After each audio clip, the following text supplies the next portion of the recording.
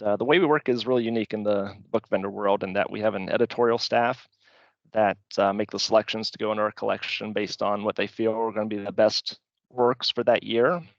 And they've got a great track record in that 95% of those selections go on to win awards and receive starred reviews. So they're really in tune with what kids really like to check out and read. So we take their selections, and they have about 800 plus books that they choose each year. And we break them down into very specific categories based on age range and genre.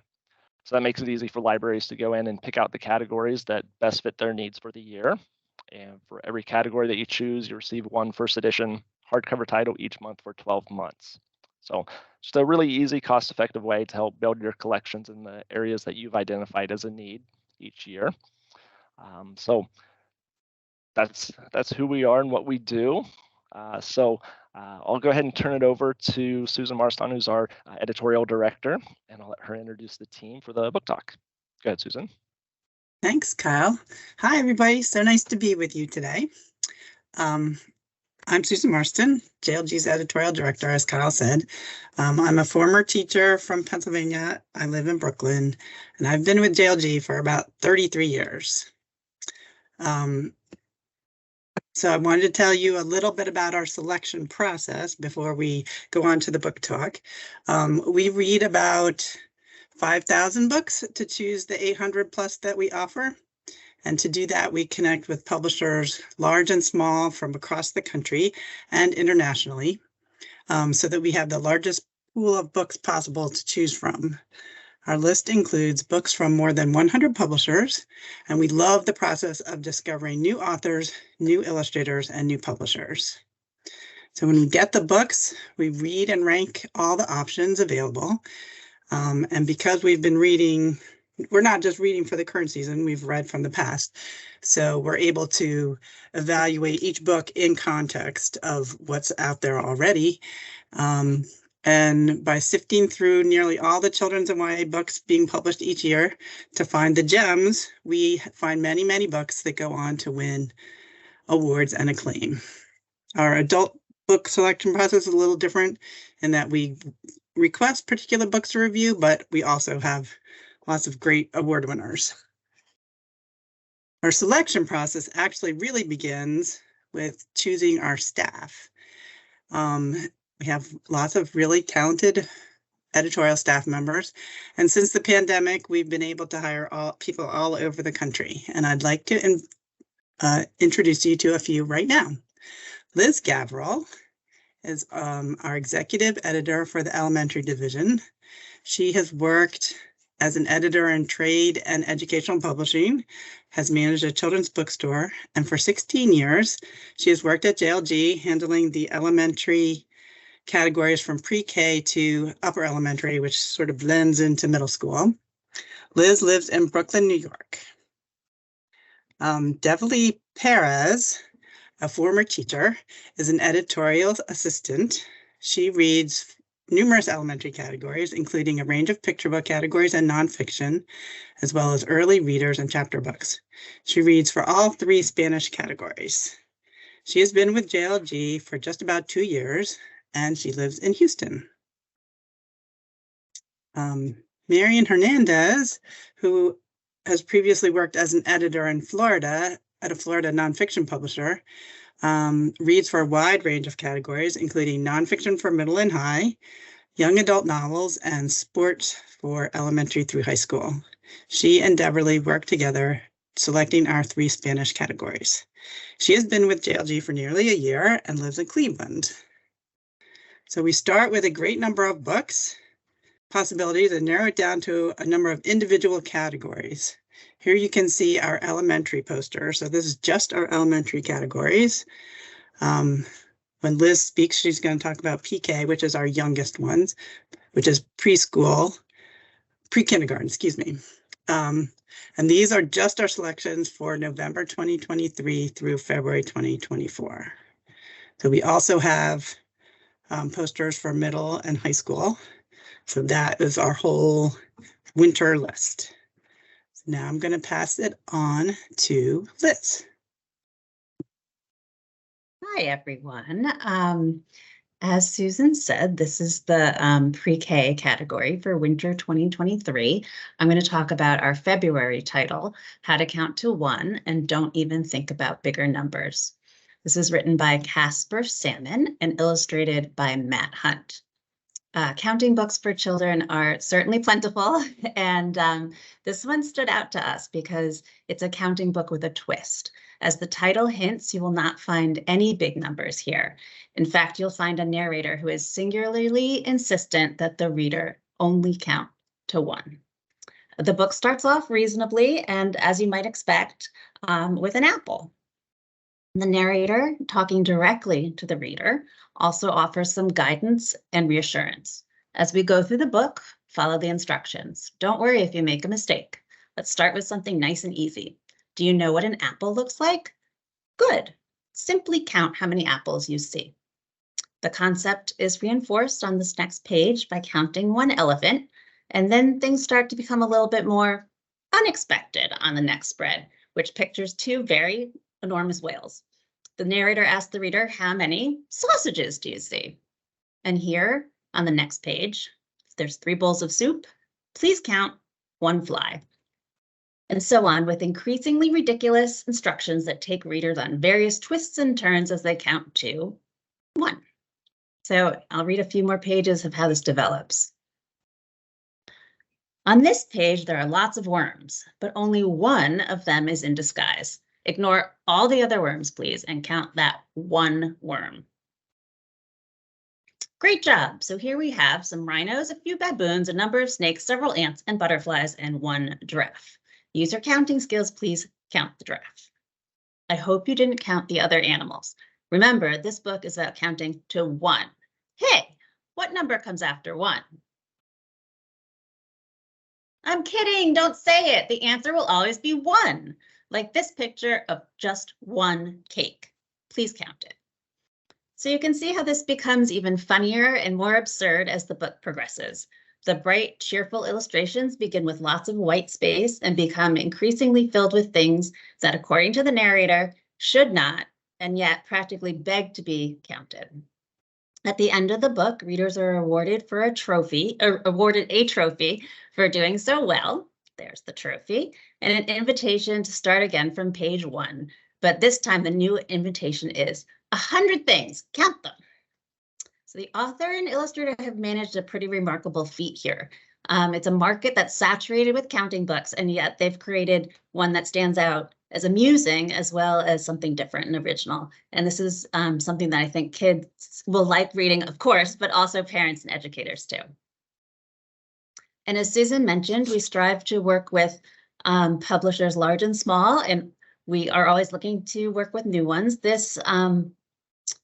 This particular book is published by Nosy Crow, which is a new independent US children's publisher. It's a subsidiary of a London-based publisher, and this book is from their inaugural list that just came out in 2023. It's been well reviewed, with starred reviews from Kirkus and Booklist. We put up a few blurbs here that you can see, concentrating on the, the funny, delight, great for reading aloud. And then on the next slide, we're going to look at some past selections from PK, just a few covers that just show just a little bit of a sampling of notable and fun titles that we've put in this category in the past. And I'll close my portion of this with a sneak peek for spring 2024, which is the list we're working on now. This is from Sophie Blackall, which is probably a familiar name to everybody. She's won numerous awards, including 2 Caldecott medals for Hello White House and Finding Winnie, which we were glad to offer both of those titles. And in Ahoy, child captain and parent first mate embark on a wild high seas adventure, all without leaving their own living room. So that is spring 24, something to look forward to. And I'll turn it back to Susan. Thanks, Liz. Sure. So now we're going to talk about 2 of our Spanish categories, or 3 of our Spanish categories. There's in elementary, we have 2, primary Spanish and Spanish elementary, and we also have a Spanish middle category. Some of those books do work for elementary as well. Some of them are for older. And now I'm going to pass it on to Deverly and Marion to talk about one of our Spanish elementary titles. Hello, I'm Deverly. What you see on the screen now is a preview, or actually no, because we're in the winter span. It is our winter span, and it is the 4 books that we have selected for our Spanish elementary category. And today we're going to be focusing on David Pichón Rebozado, or David Pigeon Nuggets.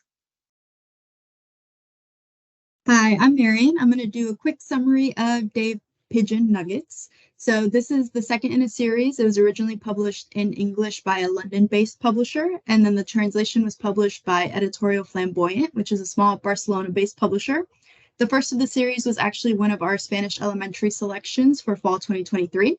So this second story picks up right where we left David and Capi in their new rescue home, except that their antics this time get them bird-napped by an infamous pigeon hater who tries to make them into pigeon nuggets. So this is filled with lots of great humor, and the Spanish translation is well done, accessible, and engaging. And Deverly is going to tell us a little bit about why we selected this title, why it stood out to us. So yes, as you can see from the PDF on the screen now, this is one of the titles on our list that children can read for pure enjoyment. Its lighthearted nature with speech bubbles, illustrations, and breaking of the fourth wall creates interactions between the characters and readers that make this more appealing and engaging to the audience. The structure and format here are reminiscent of popular series like Captain Underpants, making this more of a funny and silly read that can draw in hesitant readers. Yeah, and adding on to Deverly's points, I can personally attest to the importance and value of having fun books in Spanish available. Growing up in the Florida public education system, I was fortunate enough to be enrolled in a dual language program where I spent half the day in a Spanish speaking classroom and the other half in an English speaking classroom. And while I can remember a ton of the Sunshine State Standard books like Clementine, Geronimo Stilton, Roxy and the Hooligans, I can't really remember anything I read in Spanish, and I was in that program from pre-K to 5th grade. So suffice to say, I would have loved to have something like Dave Pigeon in my library.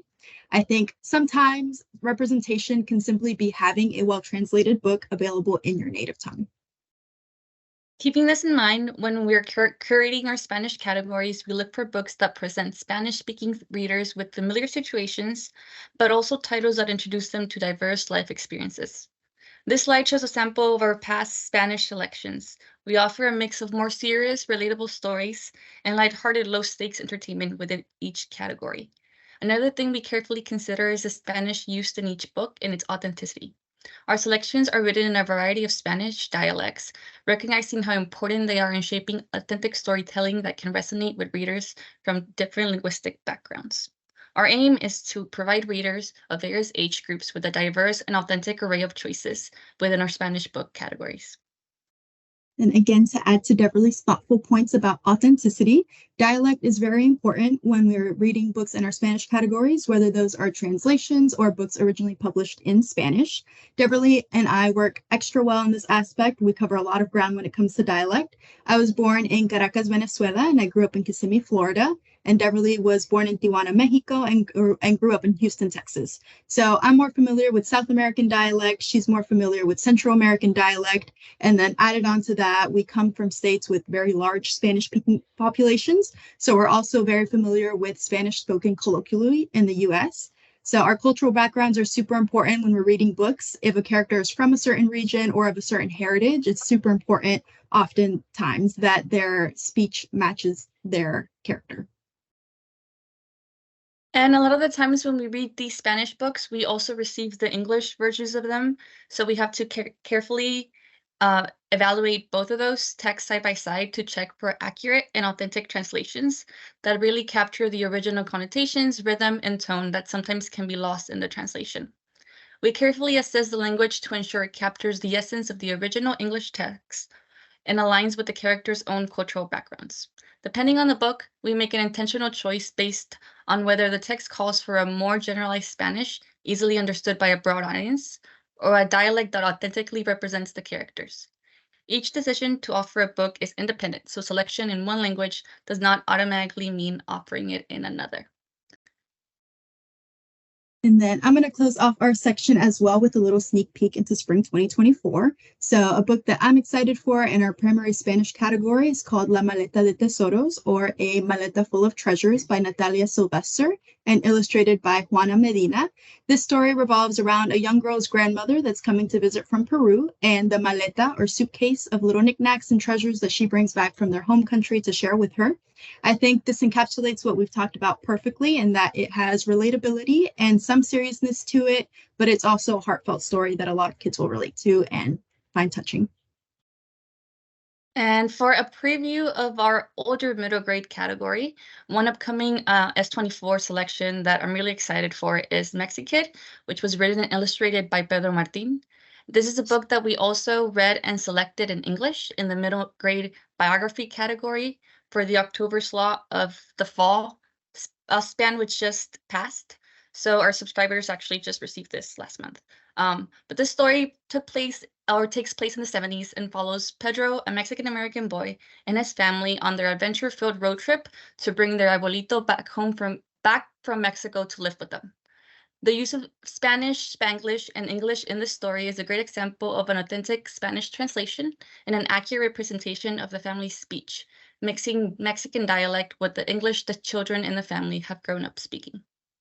So yes, that's pretty much wraps up our book talk for today.